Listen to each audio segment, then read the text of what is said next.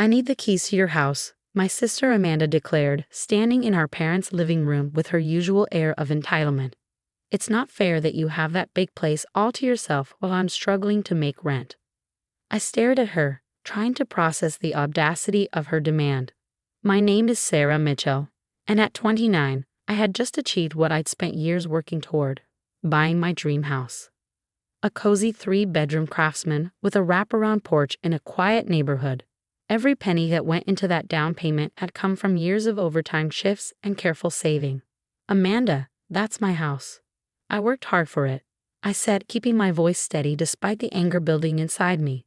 I'm happy to have you visit, but visit? She scoffed, turning to our parents, who sat uncomfortably on the couch.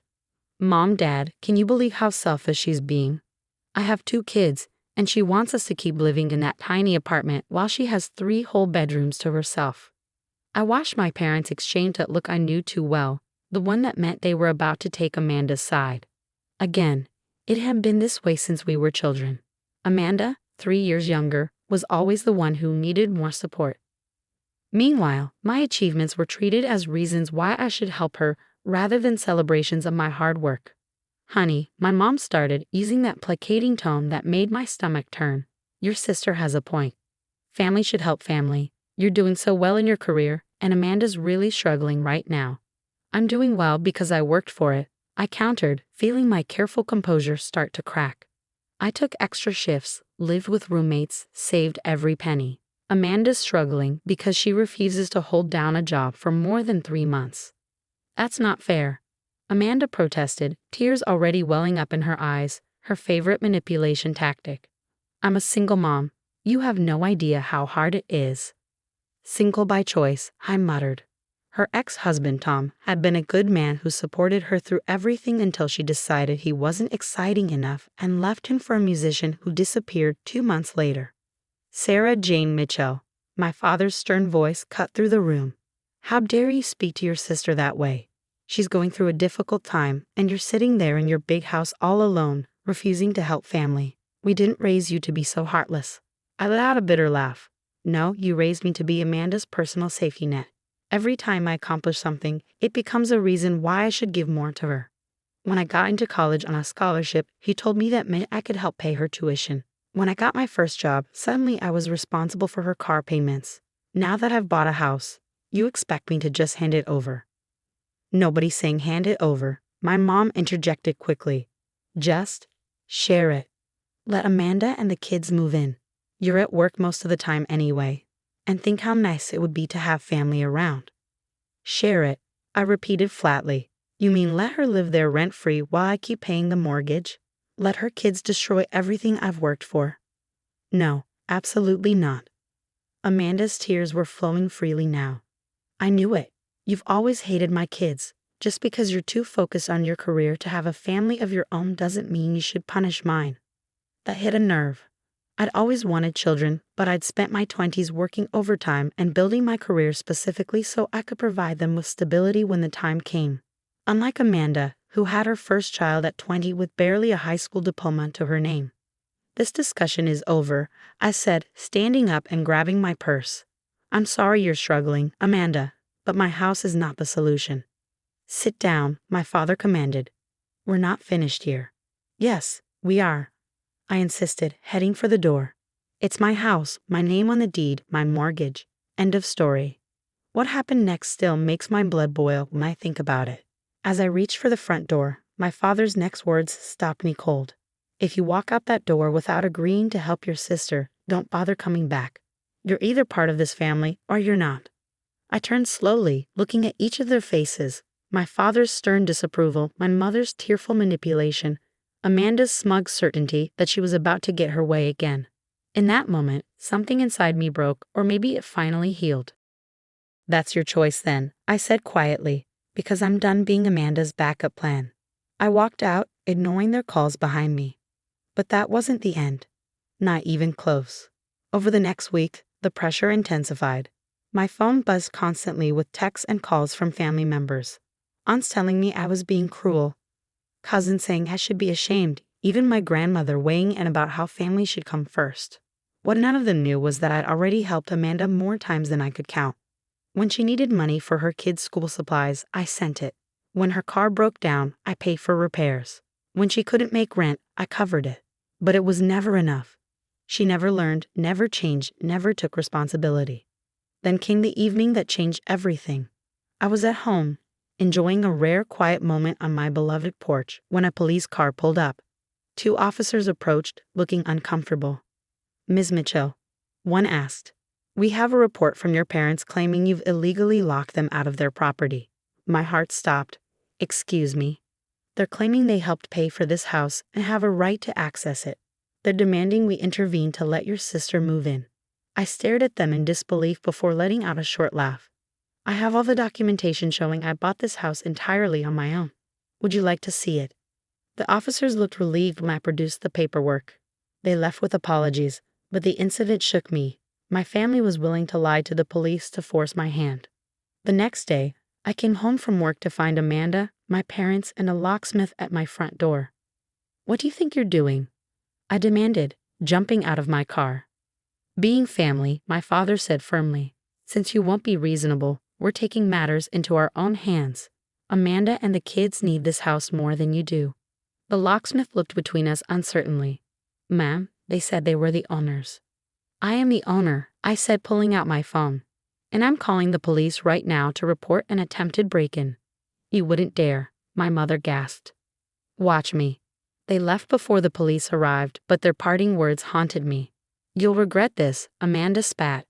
"When you have nobody left, remember it was your choice." I spent that night pacing my house, alternating between rage and heartbreak. The next morning, I called my lawyer, Sarah Chen, and scheduled an urgent meeting. I needed to protect myself because something told me this wasn't over. I was right. 2 days later, I received notice that Amanda was suing me for partial ownership of the house, claiming she had contributed to the down payment. It was a complete lie, but she had convinced our parents to testify on her behalf, claiming they had given her money specifically for my house. "They're trying to use the legal system to bully you," Sarah said when I showed her the papers. "But they've made a huge mistake. False testimony is perjury, and we have all the documentation showing exactly where your down payment came from." She was right. I had years of bank statements showing my careful saving, documentation of every overtime shift I'd worked, records of the roommates I'd lived with to cut costs. I had proof that far from contributing to my house, Amanda had actually borrowed money from me multiple times. "We're not just going to defend against this," Sarah said, her eyes gleaming. "We're going to countersue for harassment and legal fees. By the time we're done, they'll wish they'd never tried this." As we prepared our case, I discovered something that made me feel physically ill. Amanda had used my parents' retirement savings to fund her lawsuit. She had convinced them to mortgage their house, promising she'd pay them back once she got her fair share of my property. "They're going to lose everything," I realized, sitting in Sarah's office. "Amanda's going to destroy their retirement to fuel her entitlement." Sarah looked at me sympathetically. "You could settle. Give her what she wants to protect your parents." I thought about it. For a moment, I was tempted. Then I remembered every time they'd enabled Amanda's behavior, every time they'd sacrificed my well-being for her demands, every time they'd chosen her comfort over my boundaries. "No," I said firmly, "they made their choice. It's time they faced the consequences." The day of our first court appearance, I walked into the courthouse with my head held high. Amanda sat on the other side with our parents, all 3 of them shooting me dirty looks. None of them knew what was coming. "Your Honor," Sarah began, "not only do we have evidence disproving every claim made by the plaintiff, but we can prove this lawsuit was filed in bad faith, using fraudulently obtained funds. What happened next would change our family forever, but not in the way any of us expected." The courtroom fell silent as Sarah presented piece after piece of evidence. Bank statements showed every penny I'd saved. Pay stubs documented years of overtime shifts. Rental agreements proved how I'd lived with roommates to cut costs. But the real bombshell came when Sarah revealed what Amanda had done to fund this lawsuit. "Your Honor," Sarah said, her voice steady, "we have documentation showing that the plaintiff convinced her parents to take out a second mortgage on their home to fund this frivolous lawsuit. They were led to believe they would be repaid from the proceeds of this case." The judge's expression darkened. "Is this true, counsel?" she asked Amanda's lawyer. Amanda's attorney shifted uncomfortably. Your Honor, the source of my client's legal funds isn't relevant, though. It becomes relevant, Sarah interrupted, when it demonstrates a pattern of financial manipulation and fraud. We have evidence that Ms. Amanda Mitchell has a history of exploiting family members for financial gain. I watched as Amanda's face shifted from smug to panicked. She hadn't expected this level of scrutiny. Neither had her parents, who sat behind her, looking increasingly uncomfortable as Sarah methodically laid out years of Amanda's financial manipulation. Furthermore, Sarah continued, we have proof that the plaintiff lied under oath about contributing to the down payment. These bank records show that, far from contributing, she was actually borrowing money from my client during this period. The judge reviewed the documents, her frown deepening.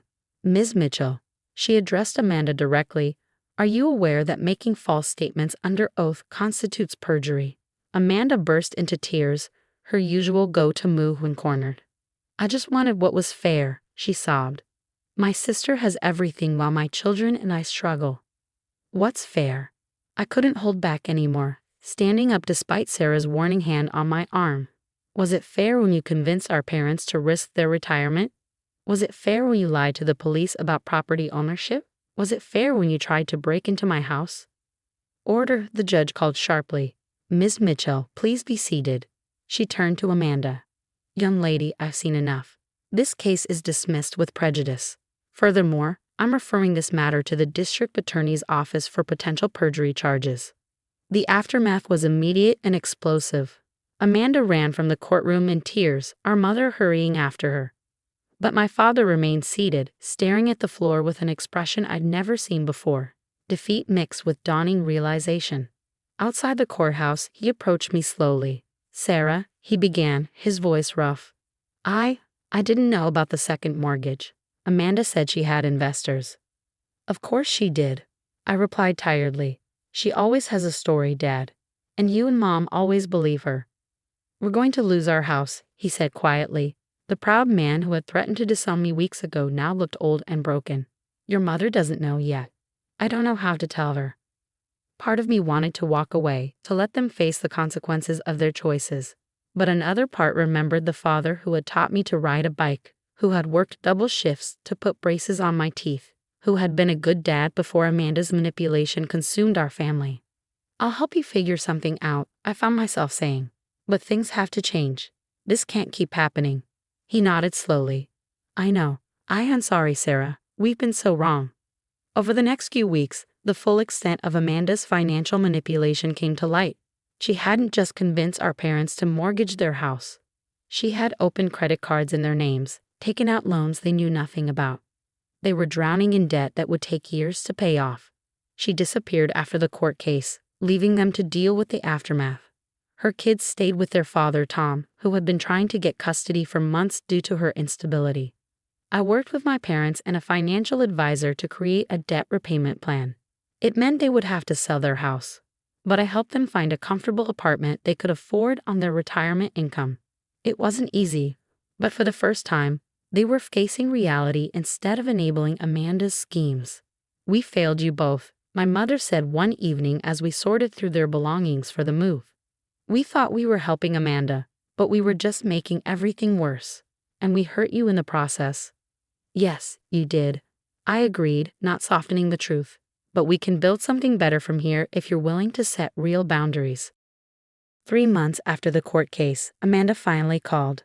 But it wasn't the tearful apology I might have expected. Instead, she was angry, blaming me for destroying our family. You've ruined everything, she screamed through the phone. Mom and Dad lost their house because of you. My kids are living with Tom because of you. No, Amanda, I said calmly. Everything that's happened is because of your choices. I just stopped letting you make your problems everyone else's responsibility. I'm filing for bankruptcy, she spat. I hope you're happy knowing you did this to your own sister. I took a deep breath. Goodbye, Amanda. Get help. I hung up and blocked her number. It hurt, but it was necessary. Sometimes love means letting people face the consequences of their actions, even when those people are family. That evening, sitting on my porch, the same porch they had tried to take from me, I felt a strange mix of sadness and peace. My family would never be the same, but maybe that was okay. Sometimes relationships need to break completely before they can be rebuilt into something healthier. My phone buzzed with a text from Tom, Amanda's ex-husband. Thank you for standing up to her. The kids are doing better with stability. You're welcome to visit them anytime. I smiled, thinking about my niece and nephew. Maybe this was the beginning of a different kind of family, one built on respect and boundaries instead of manipulation and guilt. The story wasn't over, but for the first time in years, I felt hopeful about where it might lead. 6 months after the court case, I was having Sunday dinner with my parents in their new apartment when the call came. Amanda's name flashed on my mom's phone screen, and I watched the familiar tension settle over her face. Put it on speaker, I said quietly. We need to handle this together. My mother hesitated, then nodded and answered the call. Amanda's voice filled the room, but something was different. Instead of her usual angry accusations or manipulative tears, she sounded desperate. Mom, I need help, she said, her voice cracking. I'm being evicted. They're giving me 48 hours to get out. I know I messed up, but I have nowhere to go. I watched my parents exchange glances. This was the moment of truth. Would they fall back into old patterns or maintain the boundaries we'd worked so hard to establish? My father cleared his throat. Amanda, where have you been for the past 6 months? I was trying to figure things out, she stammered. I was angry and hurt. But I've changed. I promise I've changed. Like you promised to pay back the money for the lawsuit? My mother asked, her voice firmer than I'd ever heard it. Like you promised to repay the credit cards you opened in our names. There was a long pause. I know I've made mistakes, Amanda finally said. But I'm your daughter. You can't just let me be homeless. I held my breath, waiting. This was the moment Amanda had always won in the past, using guilt and family obligation to get her way. But something had shifted in our family dynamic. You're right, you are our daughter, my father said, and we love you. But we can't give you money or a place to stay. We can help you find resources, shelters, job training programs, counseling. But we won't enable destructive behavior anymore. Is Sarah there? Amanda's voice turned bitter. Is she the one turning you against me? She has that big house all to herself while her own sister faces homelessness. Stop, my mother cut in. Sarah isn't turning anyone against you. Your choices did that. We're offering real help, Amanda. Will you take it? The line went dead. We sat in silence for a moment, the weight of what had just happened settling over us. My mother wiped away tears, but they weren't the manipulated tears of the past. They were the honest tears of a parent finally facing reality. Did we do the right thing? She whispered. Yes, I said firmly. Sometimes love means being strong enough to let people face consequences. The next few days were tense. Amanda tried everything, calling other family members, posting dramatic social media updates about family betrayal, even showing up at my parents' apartment in tears. But something had fundamentally changed. The more she pushed, the more resolved we became. I helped my parents find resources for Amanda, contact information for legitimate housing assistance programs, job training opportunities, even a counselor who specialized in financial trauma. We compiled it all in an email and sent it to her. Her response was a single line. I don't need your charity. I need my family. She still doesn't get it, my father said, reading the response. This is us being family. Real family helps you grow, not destroy yourself. 2 weeks later, I was working in my garden when a familiar car pulled into my driveway. It was Tom, with my niece and nephew in the back seat. The kids bounded out, running to hug me while Tom approached more slowly. Hope you don't mind us stopping by, he said. The kids missed their aunt. As I played with the children, Tom filled me in on the latest developments. Amanda had shown up at his house after the eviction, expecting to move in. When he refused, she threatened to fight for full custody again. But something interesting happened, Tom said. When we got to court, she didn't show. Her lawyer said she'd taken a job in another state, just left without even saying goodbye to the kids. I looked at my niece and nephew, happily playing on the swing set I'd installed for their visits. They seemed more relaxed, more childlike than they had in years. They need stability, Tom continued. And, well, we were hoping you might want to be more involved in their lives. You're the only stable family they have on their mother's side. Tears pricked my eyes as I watched the children play. I'd love that. That evening, after Tom and the kids left, I sat on my porch, reflecting on how much had changed. The house that Amanda had tried to take from me had become a safe haven for her children instead. The family she tried to manipulate had grown stronger by standing together against manipulation.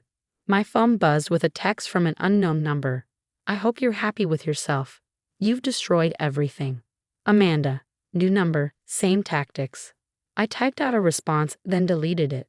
Some messages don't need answers. Instead, I pulled up my photos from that afternoon. My niece proudly showing me her school art project, my nephew teaching me his new video game. I sent these to my parents with a simple message. Thank you for choosing truth over comfort. Look what we're building. Their response came quickly. No, thank you for showing us the way. As the sun set over my garden, I thought about the word family. Amanda had always wielded it like a weapon, using it to demand and manipulate. But real family, I was learning, was something entirely different. It was my parents working hard to rebuild trust. It was Tom making sure his kids maintained healthy connections. It was boundaries and honesty, and sometimes difficult choices.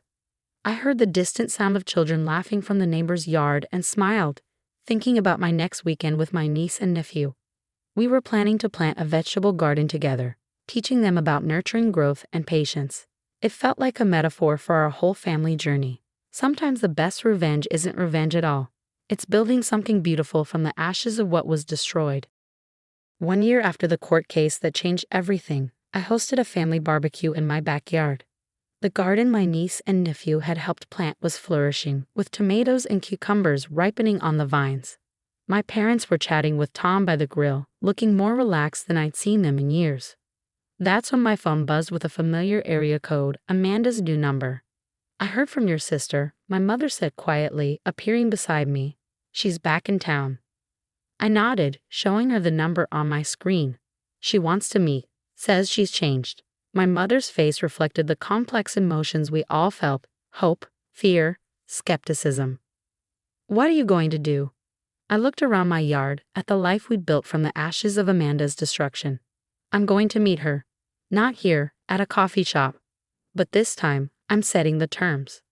The next day, I sat in a quiet cafe, watching Amanda walk through the door. She looked different, older, more worn, but also somehow more substantial. Gone was the flashy jewelry and designer clothes she used to prioritize over rent. Thanks for meeting me, she said, sliding into the seat across from me. No dramatic entrance, no tears. That alone was new. Why are you back? I asked directly. She wrapped her hands around her coffee cup, a gesture that reminded me of our mother. I hit rock bottom, she said simply. Lost everything. Ended up in a shelter in Michigan. They had this program. Therapy, job training, financial counseling. I finally had to look at myself, really look. I stayed quiet, waiting. I was so angry at you, she continued, for having what I wanted. But you didn't have it handed to you, you built it. While I was looking for shortcuts and handouts, you were working and saving and doing things right. It's not about right or wrong, Amanda. It's about choices and consequences. She nodded slowly. I know. That's actually why I'm back. I want to make amends, real ones, not just saying sorry to get something. I'm not asking to move in or borrow money. I just want a chance to rebuild relationships, especially with my kids. I studied her face, searching for the manipulation I'd grown so used to seeing. Instead, I saw something unfamiliar: accountability. The kids are thriving with Tom, I said carefully. We won't disrupt that. I know, she replied, and the lack of argument was telling. I've talked to Tom. We're looking at supervised visits, family counseling. I want to earn my way back into their lives, not demand it. Over the next hour, Amanda shared her journey, the rock bottom that became a foundation, the hard work of facing herself, the slow process of rebuilding from scratch. She had a steady job now, a small apartment, and a therapist she spoke with weekly. I'm not asking for trust, she said as we finished our coffee. I know that has to be earned. I just want a chance to try. I thought carefully before responding. I can't speak for everyone else, but I'm willing to watch and wait. Show us who you're becoming through actions, not promises. The months that followed tested everyone's commitment to change. Amanda started with supervised visits with her children, never missing a session, never arguing about the limitations. She found a job and kept it, living within her means for the first time in her life. She attended family counseling with our parents, facing the damage she'd caused with painful honesty. There were setbacks, moments when old patterns tried to reassert themselves, times when the pull of easy solutions tempted her. But each time, she caught herself and did the hard work instead. One evening, as I watched her helping my niece with homework on my porch, the same porch she once tried to claim as her own, I realized something profound. The house I fought so hard to protect had become more than just property. It was a symbol of our family's transformation. You know what's funny? Amanda said later, as she was leaving. I used to be so jealous of this house. Now I'm grateful you didn't let me take it. If you had, I might never have faced myself. I thought about the long road we traveled, the pain, the growth, the rebuilding of trust one small choice at a time. Sometimes losing everything is the only way to find what really matters. She smiled, a real smile, without manipulation or agenda. I'm glad we didn't lose each other for good. As I watched her drive away, I felt a deep sense of peace. The sister who had once tried to take everything from me was finally finding her own path. Our family, once fractured by manipulation and enablement, was healing through honesty and boundaries. I walked through my house, my hard-earned, fiercely protected home, and realized it had served its purpose, not just as shelter, but as a line in the sand, a catalyst for change, a symbol of what's possible when we choose growth over easy answers. Sometimes the hardest battles lead to the most meaningful victories, and sometimes the things we fight to keep end up keeping us in return.